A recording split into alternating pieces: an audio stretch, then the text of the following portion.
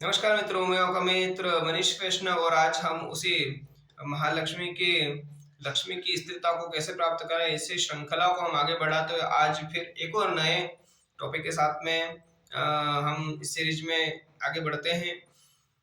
जैसा कि आप जानते हैं कि मैंने पहले बताया था कि लक्ष्मी की स्थिरता को शुद्धता एवं पवित्र भक्ति के साथ में हम करें तो उसकी स्थिरता बढ़ती है।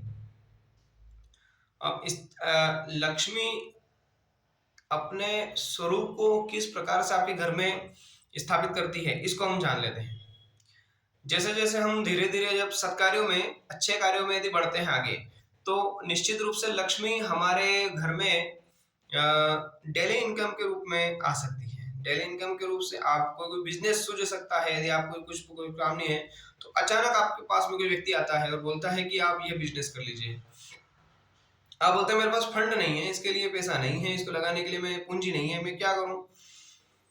कोई व्यक्ति आपको ऐसा मिल जाता है, वो कह देता है कि लीजिए आप, मैं आपको फंड भी दे देता हूँ, हम आपको पैसे दे देते हैं और आप ये धंधा स्टार्ट कीजिए। आप छोटे से स्टार्टअप से वो उसको चालू कीजिए। तो ये भी होता है कि हम छोटे से किसी उसको चालू करते हैं और उसका बड़ा प्रतिफल हमको देखने को मिलता है कि वो बड़े व्यापार के रूप में इसका रूप ले लेता है। या फिर आपके घर में यदि कोई पढ़ा लिखा व्यक्ति है तो उस प्रकार से उसकी किसी अच्छी जगह कंपनी में जॉब लग सकती है, जिससे आपका घर में उत्तरोत्तर परिवर्तन हो सकता है। लक्ष्मी का मतलब ये नहीं होगा कभी भी कि आपके ऊपर से धन की वर्षा होगी, आपके घर में आ गया, आपको किसी खजाना मिल जाएगा, ये कभी नहीं होगा। परंतु ये है कि आपकी जो डेली इनकम की जो रूटीन की चीजें हैं वो उसकी पूर्ति के लिए आपको कहीं ना कहीं से धनागमन होगा, जिसका मतलब ये है कि आपको कोई भी व्यापार आपका चल सकता है। आपके घर में यदि कोई पढ़ा लिखा है तो उसकी जॉब वगैरह लग सकती है, या किसी नए तरीके से आपको वापस धन की प्राप्ति होना चालू हो जाएगी। ये माता लक्ष्मी के रूप में है। उसमें यदि किसान है तो अन्नपूर्णा के रूप में वो आपके घर में प्रकट हो जाएगी। इससे मतलब आपको, किसान है यदि आप, तो आपके घर में आप जो भी बोएंगे उसका कई गुना ज्यादा आपको मिलेगा, मतलब फसल अच्छी होगी और उसके अच्छे भाव आपको मिलेंगे। ये अन्नपूर्णा के रूप में आपके घर में प्रवेश करेगी। तीसरा, वो गंगा के रूप में आएगी। गंगा के रूप का मतलब है वह भी किसान के और इस व्यक्ति के लिए आवश्यक है। यदि आप पानी का जो बिजनेस आजकल चल रहा है, जो वाटर की टंकियां वगैरह भरते हैं, तो उसमें यदि आप पानी की टंकियां वगैरह, क्या बोलते हैं, आरओ वाटर वगैरह, तो वो भी एक जल का रूप है जो गंगा लक्ष्मी का, लक्ष्मी जो है गंगा का रूप धारण करके आपके घर में आ रही है।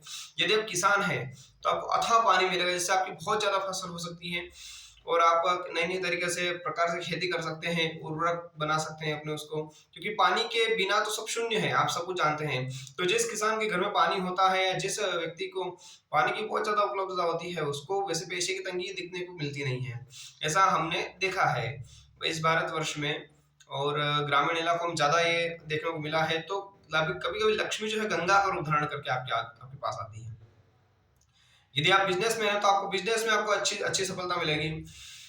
पर उसके लिए आपको बहुत, मैं जो पूरे वीडियो में, जो पूरे सीरीज में आपको जो मैंने नियम बताए, वो नियमों को फॉलो करना बहुत आवश्यक है। यदि आप माता लक्ष्मी की उपासना चाहते हैं और चाहते हैं कि लक्ष्मी स्थिर रूप से हमारे घर में निवास करे, तो उसके लिए अपने आप को आपको बदलना पड़ेगा।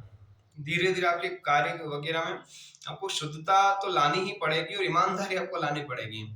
लक्ष्मी की बहुत सारी चीजें हैं, मैं आपको आगे आने वाले सीरीज में उसकी बताऊंगा। पर आपको जो मैंने पूर्व में जो पूजा वगैरह विधि वगैरह बताई है, उस विधि के अनुसार यदि आप करेंगे तो आपको निश्चित लाभ होगा।